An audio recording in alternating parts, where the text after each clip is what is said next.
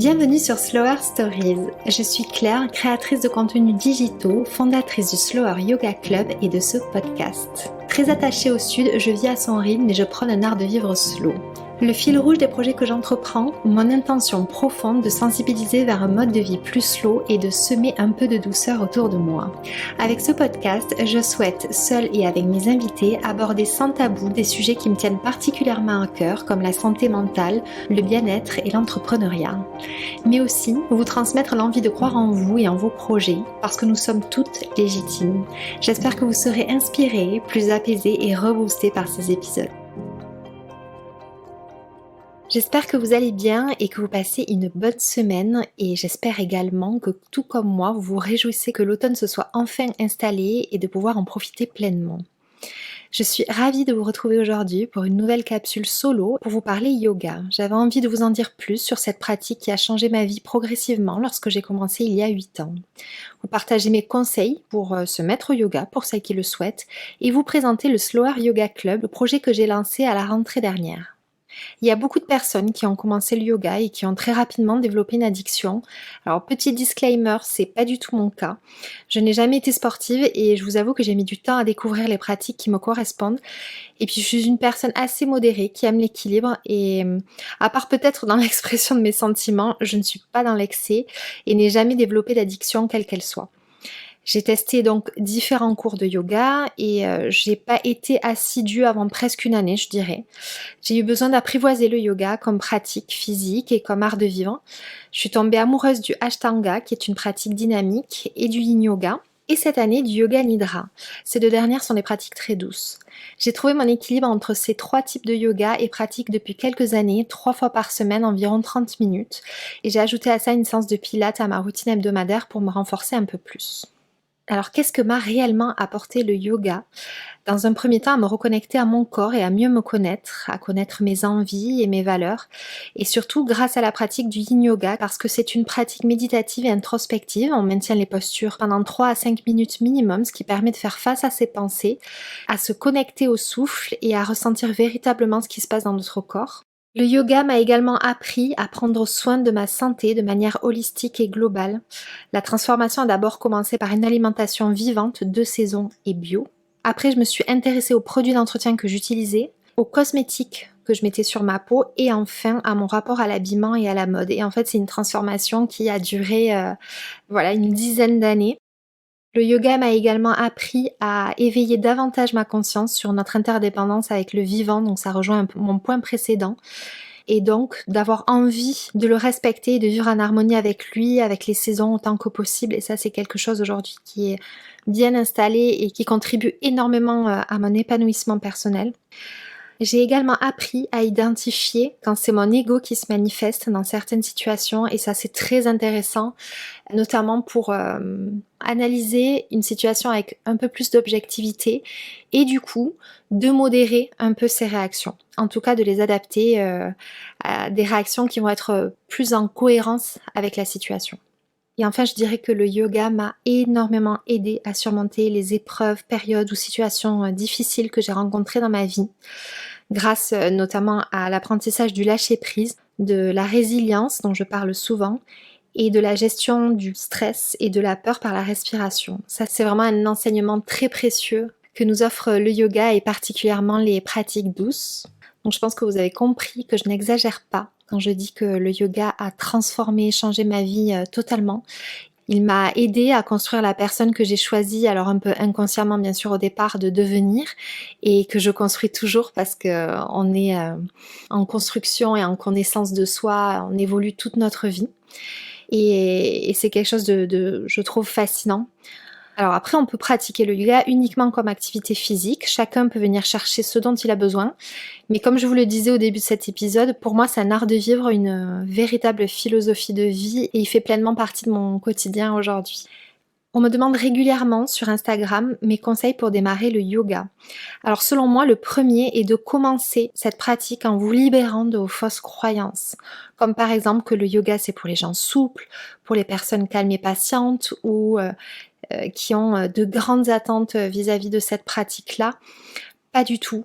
Vraiment détachez-vous de tout ça pour déjà ne pas être déçus et ensuite pour vous donner la chance d'aimer cette pratique parce que sinon vous allez vous en dégoûter dès le départ. Vous pouvez avoir une intention ou une motivation et c'est top, mais commencez à pratiquer avec un esprit ouvert et léger.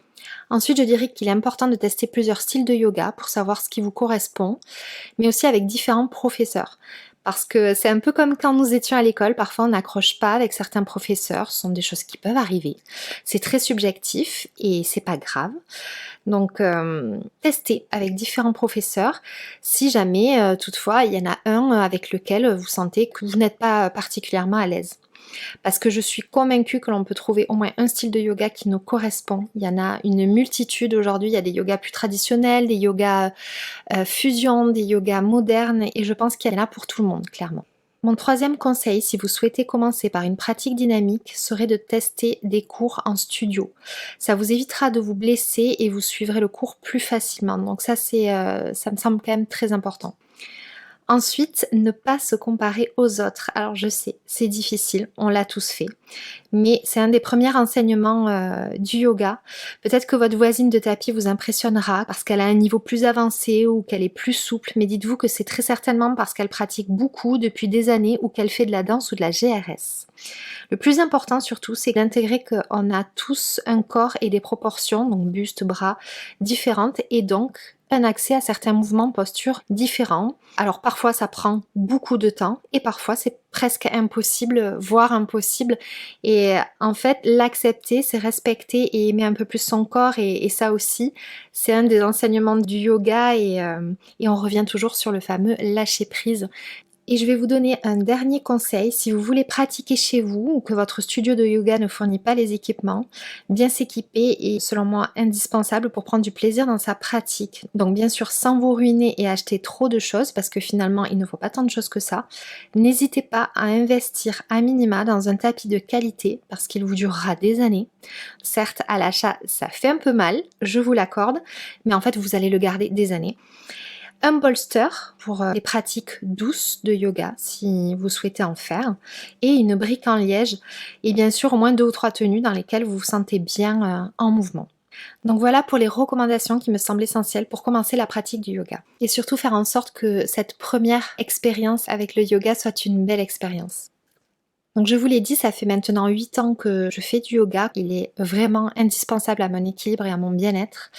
Lorsque je suis en vacances ou en déplacement et que je ne peux pas pratiquer, je peux vous assurer que je le sens très rapidement dans mon corps et psychologiquement. Et même s'il y a des périodes, bien sûr, où j'ai parfois un peu de mal à m'y mettre, alors par exemple là, voilà, avec le changement d'heure, les températures plus fraîches, alors forcément, il peut y avoir une période de transition où c'est un petit peu plus difficile parce qu'il fait froid, qu'il fait nuit, mais je me laisse pas trop entraîner par ça parce que je me rappelle sans cesse à quel point je me sens bien après une séance et ça l'emporte en général toujours sur la flemme éventuelle.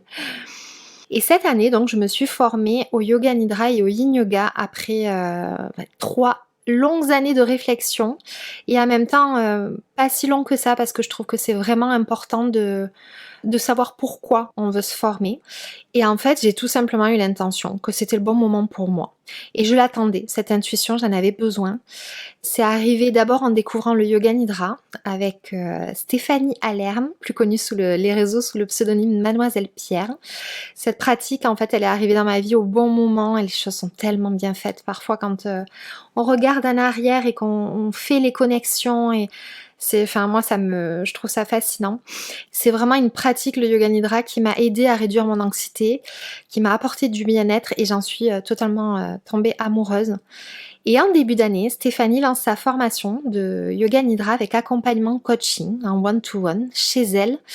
Et en fait, on discute ensemble de cette formation. Fidèle à elle-même, elle me donne l'impulsion qui me manquait pour que je prenne la décision de me former.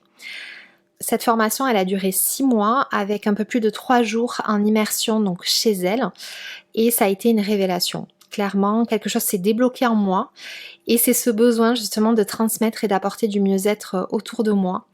2 mois après la formation en Nidra, je me forme au Yin Yoga auprès de celle avec qui j'ai découvert le yoga en 2015, donc Coraline du studio Moving Yoga, qui était d'abord à Perpignan. et désormais sur une péniche à Toulouse que je vous recommande. Et suite à ces formations, évidemment, je m'entraîne auprès de mes proches, de connaissances, à transmettre le yoga nidra et le yin yoga. Et parallèlement, le projet du Slower Yoga Club commence à germer en moi et j'en ai très rapidement une vision claire. Entre le moment où je me suis formée et le lancement du Slower Yoga Club se déroule 4 mois. Alors, qu'est-ce que c'est le Slower Yoga Club? C'est un safe place sororal et bienveillant que j'ai construit autour d'une pratique que j'ai créée, donc le Slower Yoga, et d'un groupe d'échange et de soutien autour du bien-être mental sur Telegram. Le Slower Yoga, c'est une pratique que j'ai imaginée et construite comme j'aimerais la recevoir en fait et surtout comme un soin. C'est une pratique très douce qui est composée d'un exercice de respiration au début avec automassage guidé, de yin et de yoga nidra et la séance se clôture avec un mantra good mood en lien avec le thème de la séance. Le Slower Yoga apporte un repos et un apaisement total du corps et de l'esprit, donc c'est, comme je vous dis, il y a cet effet soin. C'est accessible à toutes, à partir du moment bien sûr où vous n'avez aucune contre-indication médicale, même débutantes et femmes enceintes. Et je propose 2 séances par semaine sur des thèmes différents. Alors pourquoi pas plus? Parce que voilà, les séances duraient d'ailleurs jusqu'à maintenant 1 heure, mais à partir de ma reprise du travail, elles dureront 1h15. Comme je vous disais, je veux que les personnes qui pratiquent, qui réservent la séance, le fassent comme si elles réservaient un soin. Je veux que ça soit un moment privilégié, un moment cocooning, et pour ça, je veux privilégier la qualité à la quantité des séances. J'ai lancé le Slower Yoga Club et commencé à diffuser la pratique en septembre dernier et je vous avoue que je n'aurais jamais imaginé me sentir autant alignée, enrichie et épanouie et aussi me sentir utile. Les retours des filles post-séance sont très positifs et encourageants et ça me nourrit et ça ne fait que renforcer mon envie de faire grandir ce projet. C'est un peu le cœur lourd que je donne d'ailleurs la dernière séance de 2023 ce dimanche, mais il est temps pour moi de ralentir considérablement et de prendre soin de moi parce que le terme de ma grossesse arrive à grands pas et c'est vertigineux.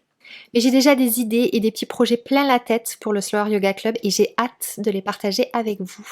J'espère que cet épisode vous a plu. Si vous avez des questions ou simplement envie d'échanger sur le yoga, n'hésitez pas à me contacter sur Instagram ou par mail à hello@slower.fr. On se retrouve dans 15 jours pour un nouvel épisode avec une invitée cette fois.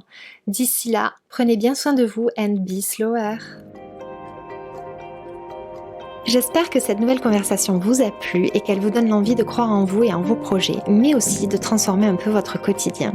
Si vous souhaitez me soutenir et ne manquer aucun épisode, je vous invite à vous abonner sur votre plateforme d'écoute et à le partager autour de vous. Et pourquoi pas, si le cœur vous en dit, à noter ce podcast et à laisser un avis, ça m'aidera beaucoup à le faire connaître. Je vous retrouve dans 15 jours pour une nouvelle histoire inspirante. En attendant, on se retrouve sur le compte Instagram Slower Stories. Prenez bien soin de vous.